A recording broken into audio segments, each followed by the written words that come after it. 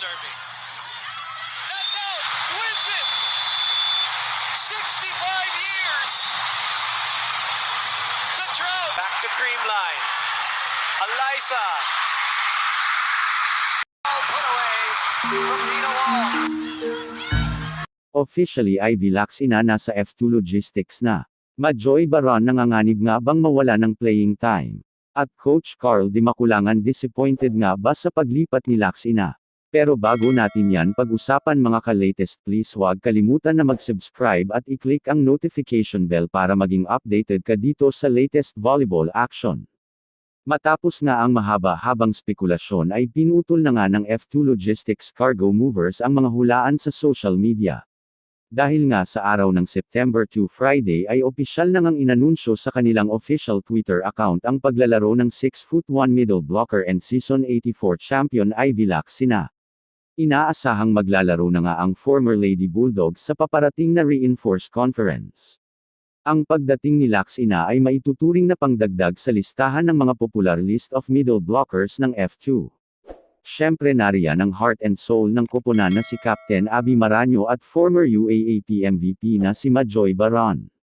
Huwag din nating kalimutan ang pinakamatangkad sa lineup nilang si 6'2" Lourdes Clemente. UST and UP standout Chloe Cortez at Jesma Ramos. Well, talaga namang di na nga nakakagulat ang lipatan dahil ang tatay na mismo ni Ivy ang siyang mismong nagkumpirma noon. Kasabay nito ay di naman lingid sa ating kaalaman na talaga namang gusto nilang maranasang mapasailalim ng isang legendary coach Ramil De Jesus. At kahit pa ang kanyang ibang teammates ay looking forward din na maging coach ang batikang multi-titled tactician ng Lasal. Kaya naman di nakatakatak ang piliin niya ang F2 dahil mismong iniidolo niya ng coach ang may offer, so why not grab it, diba? Pero ngayon di naman maiwasan na maging usap-usapan ang pagkawala ng playing time ng isang Majoy Baron. Well, imposible namang tanggalin sa starting 6 si Chang Abby dahil alam naman natin na isa nga siya sa maituturing na heart and soul ng koponan. Maliban dyan ay isa din siyang kapitana na nagga-guide sa kanyang mga batang teammates sa bawat laro nila. So if may mawawala man ng exposure, I think it will be Baron, pero ang tingin naman ng iba ay baka i-fill in si Laxina kahit na opposite or open hitter. Dahil naglaro naman noong season 80 ang 22-year-old na ito as open hitter. Very versatile naman si Ivy, so there is no problem naman kung saan siya ilalagay ni Coach RDJ.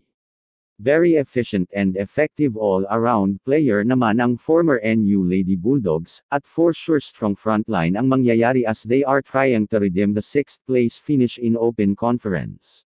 Bukod kay Laxina, nariyan pa rin ang mainstay ng F2 na sina Ara Galang, Don Macandili, Kim Dick Kim Fajardo, Shola Alvarez, Rowena Estrella, Rem Kailing, G. Hervasio, at Iris Tolnada. Abangan natin kung maglalaro na ba si Coley Mau sa susunod na big announcement ng F2 Logistics. Kaugnay nga ng lipatang ito ay nagbigay nga ng pahayag si Coach Carl Di Maculangan. Inamin niyang nasorpresa ang team nang nag-move na sa F2 si Laxina kahit na nasa kalagitnaan pa sila ng negosasyon. Hanggang sa time ng pag-eensayo ng NU Girls for AVC ay talaga namang persigido silang kumbensihing manatili pa ang dalaga. After the championship, we are supportive of whatever will be their decision. But of course we still want her to stay and the other seniors. We are just surprised that she didn't inform us right away kasi under negotiation pa kami and magkasama kami no nag-training for AVC. Pero ayun, all this time pala is nakapirma na. Pahayag ni Coach Carl sa Inquirer.net. Wala pa namang komento si Laxina ukol dito. Despite of being unaware of the contract signing, Di Maculangan wishes his 22-year-old middle blocker all the best in her new endeavor. Nawala man si Laxina ay nariyan pa naman si season 84 best middle blocker na si Sheena Toring at Alexa Nicole Mata. Kasama pa ang upcoming rookies para mapunan ang pagkawala ni Laxina, who was the 14th best scorer in elimination round with a total of 130 points built on 98 spikes, 19 blocks, and 13 aces. Season 84 Finals MVP Robles, Best Libero Jen Nirva at backup setter Joyme ay nanatiling committed sa susunod na taon. At makikita sa Shakey's Super League action sa preseason tournament ngayong September 22.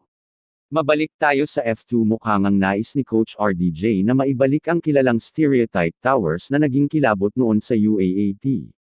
Nakatakdang maging isa sa tallest team ang F2 Cargo Movers this coming Reinforce Conference 2022. So that's it mga ka-latest, please don't forget to subscribe and click the notification bell for more hottest intents and latest volleyball action. Thank you sa suporta, keep safe and see you on my next videos.